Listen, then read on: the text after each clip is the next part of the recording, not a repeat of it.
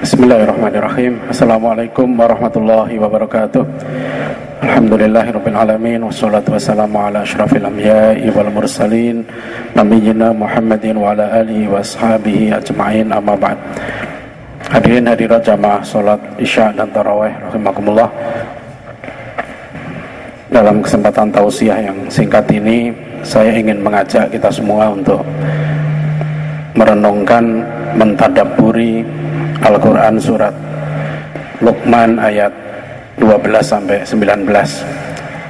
Nanti bisa dilanjutkan bagi yang itikaf di masjid maupun yang di rumah, karena ayat ini rasa-rasanya sekarang sangat penting dan mendesak untuk kita renungkan.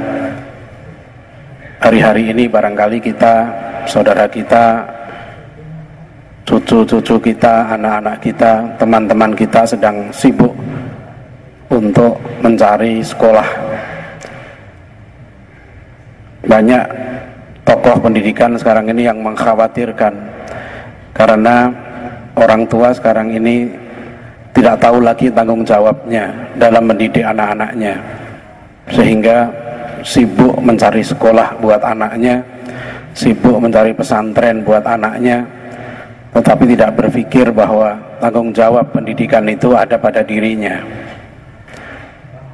Ya ayyuhalladzina amanu qu anfusakum wa ahlikum naro, jaga dirimu dan keluargamu dari api neraka.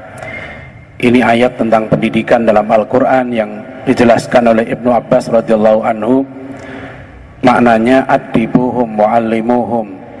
Kita diperintahkan oleh Allah untuk mendidik anak-anak kita agar beradab, punya adab, punya sopan santun sesuai dengan ketentuan Islam. Yang kedua, wa'allimuhum, didiklah anak-anak kita agar punya ilmu yang bermanfaat, sehingga anak-anak kita menjadi orang-orang yang bermanfaat. Khairun nas anfa'uhum linnas, kata Rasulullah SAW. Masyaallah muslimin rahimakumullah, ini tanggung jawab orang tua, bukan tanggung jawab sekolah, bukan tanggung jawab pesantren, bukan tanggung jawab ustadz, kiai. Orang tua yang harus mendidik anaknya.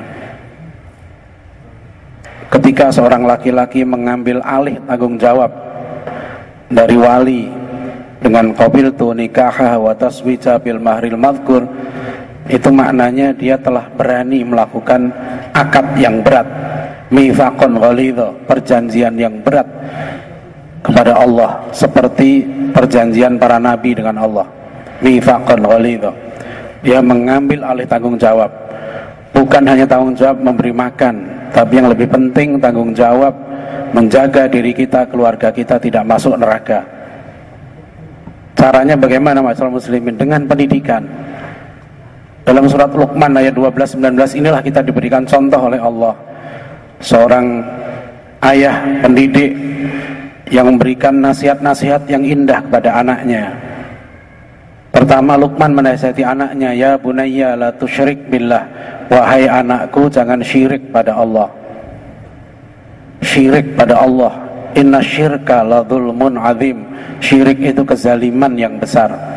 Syirik itu zalim, syirik itu biadab, syirik itu kurang ajar kepada Tuhan, kepada Allah Subhanahu wa taala. Karena meletakkan Allah sama dengan makhluk, mengangkat makhluk ke derajat Al-Khaliq. Maka Rasulullah sangat khawatir umatnya, kita semua terkena dosa syirik kecil, dosa riya. Beribadah bukan dipersembahkan kepada Allah, tapi dipersembahkan kepada makhluk. Maka tidak patut dia mendapatkan pahala dari Allah. Memang amalnya bukan untuk Allah, amalnya untuk makhluk. Itu yang dikhawatirkan Rasulullah SAW. Asyirkul asghar, riya. Jangan sampai masalah muslimin rahimakumullah di era modern ini, di zaman dimana mungkin anak-anak kita masing-masing sekarang punya alat komunikasi yang bebas mengakses informasi apapun, anak-anak kita terkena penyakit syirik ini, baik syirik akbar maupun syirik kecil. Apalagi sampai kemudian menantang Tuhan, menantang Allah, berani durhaka pada Allah. Di era sekarang ini kita orang tua wajib menjaga anak kita jangan sampai kena faham-faham yang membuat rusak iman, seperti faham pluralisme. Ya, apalagi sampai nauzubillah anak-anak ini berpendapat semua agama ini sama saja, Islam bukan Islam sama saja, yang penting dia berbuat baik pada sesama, yang penting tidak menyakiti orang. Ini faham sesat. Ya, karena para pemimpin pun sekarang tidak sedikit yang berani ngomong, meskipun saya kafir tapi saya tidak korupsi. Sudah banyak anak-anak muda sekarang di media-media sosial berani. Gak penting mukmin atau kafir, yang penting dia tidak menyakiti orang lain, yang penting dia tidak korupsi, yang penting dia tidak menindas. Tidak korupsi itu harus, tidak korupsi itu baik, tapi kafir itu lebih tidak baik. Kalau bapak tidak korupsi itu wajib, harus tidak korupsi. Tapi kalau bapak kafir dan bapak tidak korupsi, bapak tetap masuk neraka. Karena orang kafir itu amalnya tidak diterima oleh Allah. Walladzina kafaru a'maluhum kasarabin biqi'atin yakhsabu dham'anu ma hatta idza ja'ahu lam yajidhu syai'an. Hadirin rahimakumullah. Tidak sedikit sekarang orang berani mengatakan yang penting dia berbuat baik pada sesama, dermawan. Apalagi orang berani mengatakan dengan cara apapun dia menyembah Tuhan sama saja, yang penting nyembah Tuhan, yang penting dia berbuat baik. Masyaallah muslimin rahimakumullah. Ini perlu kita jaga karena dalam kasus di lapangan sangat-sangat banyak, ya, dari survei tes yang saya lakukan di berbagai kampus, sekolah, tidak sedikit ya anak-anak kita yang mulai berpendapat, nauzubillah, apapun agamanya yang penting dia orang baik. Apalagi dia memandang orang mukmin dan kafir itu sama saja. Tidak benar. Orang kafir dalam Al-Quran disebut syarrul bariyah, orang mukmin khairul bariyah. Tapi kenapa dia Islam dia korupsi? Dia salah orang Islam korupsi. Dia salah kalau orang Islam itu jahat. Dia salah kalau orang Islam tidak peduli dengan sesama. Keliru. Laisa minna man bata syu'banan wa jaruhu ja'iyun, kata Rasulullah. Bukan golonganku orang yang tidur dalam keadaan kenyang dan dia tahu tetangganya lapar. Bukan golonganku, kata Rasulullah. Orang mukmin pasti menyayangi yang lain. Kalau tidak dia bukan mukmin. Dalam arti hatinya betul-betul belum tersentuh jiwa keimanannya. Karena ciri orang mukmin muttaqin wa bil akhirati hum yuqinun. Dia yakin dengan akhirat. Kalau orang yakin dengan akhirat, tidak mungkin orang berani mengganggu orang lain, mengambil hak orang lain, menyakiti orang lain, menzolimi orang lain, merampas ya, hak-hak orang lain. Tidak mungkin, karena dia tahu di akhirat nanti akan diminta pertanggungjawaban oleh Allah Subhanahu Wa Taala. Itu pertama, wa'alaikum muslimin rahimakumullah. Ada lagi sekarang setelah majelis ulama mengharamkan pluralisme, muncul lagi faham. Katanya bukan pluralisme teologis itu yang kami anut, pluralisme civic pluralism, pluralisme kewarganegaraan. Bukan saya mengatakan semua agama benar, tapi saya mengatakan semua agama harus diberi tempat yang sama dan adil di negeri kita ini. Saya tanya, apakah hati saya sebagai seorang muslim akan mengatakan bahwa aliran sesat Ahmadiyah harus diberikan anggaran yang sama oleh pemerintah dengan Muhammadiyah? Kalau Anda mengatakan semua agama harus diberi ruang yang sama, sehingga sekarang ini alhamdulillah ya kita sudah menolak karena ada rancangan draft, rancangan undang-undang perlindungan umat beragama yang pasalnya sudah ada yang menyatakan akan dibuka pendaftaran agama baru. Ya, syaratnya cuma 3. 1, punya kitab suci dan ritual yang dianggap dari Tuhan, punya majelis agama, dan punya pengikut 10.000. Ya, kami sudah menolak keras. Tidak perlu Kementerian Agama buka lowongan pendaftaran agama baru. Nanti di sini akan muncul ratusan agama baru yang daftar. Hadirin rahimakumullah. Kemudian yang kedua, Luqman mendidik anaknya, wa wassaynal insana biwalidayhi hamalatu ummuhu wahnan ala wahnin, al-ayah. Kita wajib mendidik anak-anak kita taat pada orang tua. Bukan untuk kita, yang penting untuk anak kita. Kalau anak-anak kita durhaka pada orang tua, kasihan dia. Kita yang didurhakai tidak dosa, tapi anak yang durhaka itu dia berdosa. Sekarang betapa banyak orang bicara tentang hak asasi anak, hak anak, hak anak. Orang tua sering diposisikan sekarang sebagai orang tua yang durhaka, tidak memenuhi hak-hak anak. Sampai dibentuk kementerian sendiri perlindungan anak. Kenapa tidak perlindungan orang tua? Betapa banyak anak yang zalim pada orang tuanya. Kalau kita gagal mendidik anak-anak kita, kita tidak tahu ilmunya, anak-anak kita tidak lagi hormat sama orang tua. Dia pilih sekolah maunya sendiri, pilih jodoh maunya sendiri, pilih teman maunya sendiri. Dia punya dunia sendiri, dan kadang-kala orang tua tidak boleh tahu apa yang dia lakukan. Ini zalim. Ridallahi fi ridal walidain wa sukhtullahi fi sukhtil walidain. Kemurkaan Allah tergantung pada kemurkaan orang tua, dan ridho Allah tergantung pada keridhaan orang tua. Masyaallah muslimin rahimakumullah. Ini perlu kita sekarang ini hati-hati, karena jarak 1 meter dari kita belum tentu kita tahu apa yang anak kita pikirkan sekarang ini. Apalagi yang anak kita kuliah jauh, jarang ketemu. Doa paling tidak minimal kita tahu, doa dan tahu apa yang dibaca oleh anak kita. Saya sering mengimbau, cobalah kita peduli buku apa sih pelajaran yang dibaca anak kita itu. Kok anak kita itu nggak peduli, nggak kenal siapa itu Diponegoro, nggak kenal siapa itu Adipati Yunus, nggak kenal para ulama kita. Ini zalim, tidak beradab pada ulama. Saya kadang sedih, ya Allah, ini sekolah dulu didirikan oleh Buya Hamka, kampusnya Buya Hamka. Kok anak-anak kita yang sekolah di situ tidak menjadikan Buya Hamka sebagai idolanya? Siapa yang salah? Yang salah orang tuanya. Karena orang tuanya tidak mendidik dia, melempar saja anaknya ke tempat lain, menyangka dengan itu telah selesai kewajibannya. Yang penting anak saya kasih makan, saya kasih uang untuk sekolah. Yang ketiga, masyaallah muslimin rahimakumullah, Luqman mendidik anaknya untuk punya jiwa ihsan. Ya bunayya innaha intakum mithqala habbatin min khardalin fatakun fi sakhratin aw fis samawati aw fil ardi ya'ti bihallah innallaha latifun khabir. Dimanapun, kapanpun, dalam keadaan apapun, Allah mengawasi kamu. Jangan pernah lupa itu, dalam kondisi apapun. Ini penting dalam era sekarang ini, karena tidak mungkin kita ini mengawasi anak kita 24 jam. Sekarang lihat kasus-kasus LGBT di dunia, sudah 21 negara sekarang mengesahkan. Beberapa orang yang bekas LGBT ngakui, kenapa dia dulu menjadi homo? Karena dia dulu benci sama ayahnya.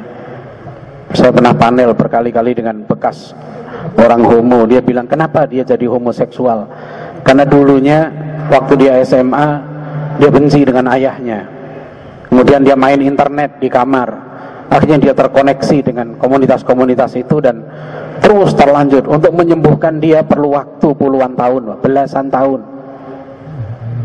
Asalnya dia normal. Begitu juga perempuan, kenapa menjadi LGBT dan seterusnya. Dan satu persatu sekarang negara di dunia akan dituntut untuk mengakui, mengesahkan. Negeri kita pun sekarang digarap serius. Lembaga-lembaga donor internasional turun sekarang ke negeri kita ini. 129 kelompok LGBT sudah terbentuk di sini dan akan menuntut agar negeri kita mengesahkan. Caranya gampang, seperti di Amerika. Tidak sampai 10 tahun persepsi bangsa Amerika diubah oleh tokoh-tokoh Yahudi, sampai wakil presiden Amerika mengakui, berterima kasih kepada tokoh-tokoh Yahudi yang telah mengubah persepsi bangsa Amerika yang sebelumnya benci dengan homoseksual, sekarang mereka ridho dengan homoseksual, dengan opini, dengan hiburan, dengan film. Itu yang dilakukan oleh kaum Yahudi, merusak bangsa Amerika. Dan itu yang sekarang sedang dikerjakan untuk negeri kita ini. Saya sudah riset di berbagai kampus, banyak sekali sekarang dosen-dosen dan mahasiswa yang hasil penelitiannya mengarah ke situ, dan terang-terangan, bukan sembunyi-sembunyi lagi, di berbagai kampus. Masyaallah muslimin rahimakumullah, ini wajib kita tanamkan semangat ihsan, kesadaran ihsan kepada anak kita. Berikutnya, Luqman mengajari anaknya, ya bunayya aqimis shalah wa'mur bil ma'rufi wanha 'anil munkar wasbir 'ala ma asabak inna dzalika min asmil umur. Wahai anakku, dirikanlah salat, tegakkan salat. Tugas kita orang tua, tugas guru bukan hanya mengajarkan tata cara salat, tapi wajib menanamkan anak-anak kita cinta pada salat. Dan langsung ayat ini meloncat, ya, disambung dengan ayat berikutnya, wa'mur bil ma'rufi wanha 'anil munkar. Di tengah keluarga kita inilah anak-anak kita harus kita didik menjadi para mujahid, menjadi pejuang. Anak kita harus tahu mana mungkar, mana ma'ruf, mana hak, mana batil, mana iman, mana kufur, mana tauhid, mana syirik, mana halal, mana haram, mana yang mulia, mana yang hina, mana yang penting, mana yang tidak penting. Itu adab. Maka Rasulullah berpesan pada kita, akrimu auladakum wa ahsinu adabahum. Kata Rasulullah, muliakanlah anak-anakmu dan perbaikilah adab mereka. Tahu ini orang terkenal, populer, cantik, kaya, jelaskan pada anak kita, tapi dia hina, bukan mulia. Yang mulia itu para pejuang kita di tengah-tengah hutan, ustadz-ustadz kita yang berjuang mempertaruhkan nyawa mereka di medan-medan pengajian, di pelosok-pelosok kampung, hutan, mereka berjuang menegakkan ad-dinul Islam. Itu orang mulia. Tanamkan anak kita kecintaan menjadi orang mulia, menjadi orang takwa. Inna akramakum indallahi atqakum. Sehingga kita diajari oleh Rasulullah berdoa, Allahumma habib ilainal iman wa zayyinhu fi qulubina wa karrih ilainal kufra wal fusuqa wal isyan. Ya Allah, berikanlah, tanamkanlah kepadaku cinta, ya, akan keimanan, dan jadikanlah iman itu wa zayyinhu fi qulubina, jadikan perhiasan dalam hati-hati kami, dan tanamkanlah kebencian pada diri kami. Ya, jadi boleh kita benci, karena doa kita begitu. Itu ayat Al-Quran dan doa yang diajarkan Rasulullah juga. Wa karrih ilainal kufra, tanamkan dalam diri kami benci kepada kekufuran, wal fusuqa, dan kejahatan, fasik, wal isyan, dan keturhakaan, kemaksiatan. Itu masalah muslimin rahimakumullah. Jadi tugas kita orang tua untuk mendidik anak-anak kita agar dimanapun dia, silahkan sekarang pilih jurusan kuliah apa saja, yang penting tanamkan pada dia tugas kamu berjihad. Jadikan ilmu yang kamu punya untuk berjuang menegakkan kebenaran. Saya sering nasihati anak saya kumpulkan, kamu mau jihad di bidang apa? Kamu mau jihad di bidang sejarah, ambil ilmu sejarah supaya kamu bisa menjadi yang terbaik di situ. Kalau kamu mau berjihad di bidang IT, ambil itu, tapi jangan lupakan ilmu yang fardu ain. Kalau anak kita belajar ilmu-ilmu fardu kifayah, wajibkan dia untuk belajar ilmu-ilmu fardu ain, akidah, ilmu ibadah, akhlak, supaya dia nanti taat pada orang tua. Dia tahu adab, pada siapa dia harus berbakti, pada siapa dia harus taat, pada siapa dia harus menghormat, pada siapa dia harus beribadah. Masyaallah muslimin rahimakumullah. Ini nasihat Luqman ini sangat indah. Silahkan direnungkan. Dan terakhir dalam surat Luqman ayat 18-19 ini, wala tusa'ir khaddaka linnasi wala tamshi fil ardi maraha innallaha la yuhibbu kulla muhtalin fakhur. Didik anak-anak kita jangan sombong pada sesama, adab pada sama manusia. Kita dulu ajari anak kita sopan santun, kita dulu diajar orang tua kita sopan santun pada tetangga, pada saudara, sambung silaturahim.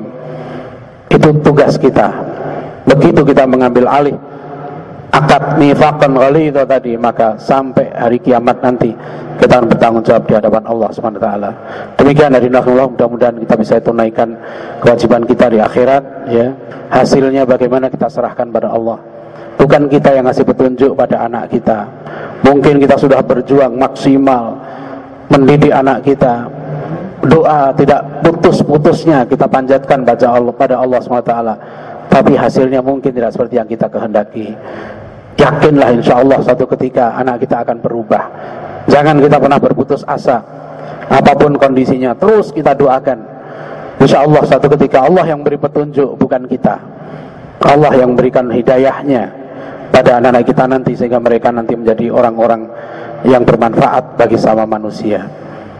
Demikian, mudah-mudahan kita nanti bisa lapang jalan kita di akhirat. Tanggung jawab kita tunaikan dengan baik dan kita serahkan pada Allah SWT. Billahi taufiq wal hidayah.